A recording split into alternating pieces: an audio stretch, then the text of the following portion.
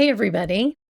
In today's video, we are going to make some abstract paintings with the help of a guest artist, my sister, and we're going to make them with paint sticks. I recently discovered these paint sticks and they're a lot of fun. So we hung out in the garage and we just played around with them.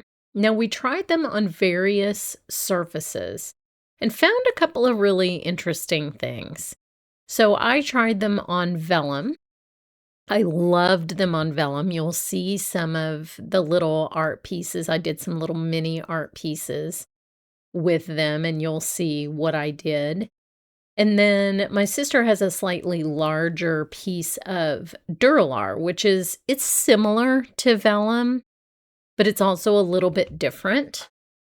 This has a frosted finish, and it makes a great surface to use these sticks on. These are sort of like a cross between an oil pastel and a gelato, I would say. And they're great for making really abstract paintings. But what you have to know about them is you have to build up a lot of layers to really get a look that you like. So we were playing with these. It was my niece, my sister. We had never tried them before. I just got the box and ran over with it. And so we tried it on paper. We tried it on a bunch of different things. We found some things that didn't work. For example, the blending really only happens when they're wet, and they do tend to dry pretty quickly on most surfaces. So if you're on just a regular cardstock or copy paper, the pigment might just grab and stay where it is, and you might not get these beautiful sort of impressionistic effects that she is getting here. So what we found is that building up layer after layer after layer, kind of working through the ugly duckling phases, and there will be an ugly duckling phase, and continuing to add color, mixing dry and wet layers, as you will see her do in just a second, that you can get some really beautiful stuff. So she's built up a lot of layers and now she's drying it. And this is a really important step for sort of separating out the details that you want to see at the end. Now, you'll see that the sky doesn't look super blended. You can sort of see some little smush marks.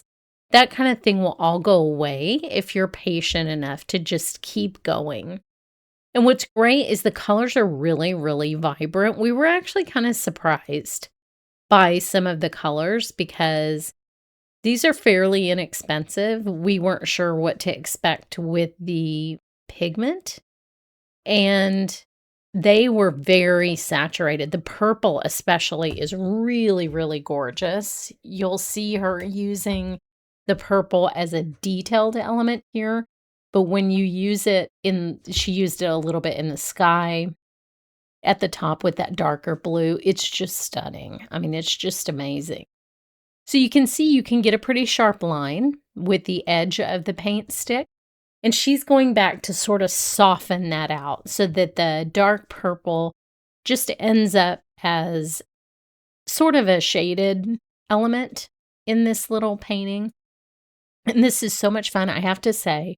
One of the things we realized while we were doing these, we just did them over and over again, is it is a very fun, like tactile experience painting with these. So I think you'll enjoy the process, even if you're not into abstract painting. They would be great just for colorful, colorful backgrounds. So imagine this where you're not trying to make this look like a field with flowers. You're just trying to make it look like a background for a card with water or sky or whatever. I love the sky in this one. Then you would have a great background, and the process of creating them is so much fun.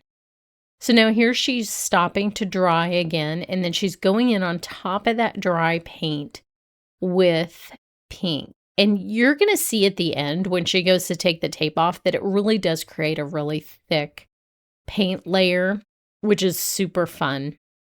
So that allows her to add more colors on top, kind of opaque colors, and sort of soften down some of those details. This pink is really gorgeous too. Then there's going to be a magical part at the end that I was not expecting, that I actually ended up really liking. So now she's going in to dry just the flower area so that she can continue to work on those. So you'll want to, if you want just a pop of color like this white, if you want the color to stand out against the background, you'll really want to dry those layers if you're working on a surface like this. Now she's adding back in some pink around there. You can fix mistakes. It's a very forgiving medium. You can change these little shapes. Looks like she's trying to change the shape of the center of the flower. And then, of course, you can add other colors.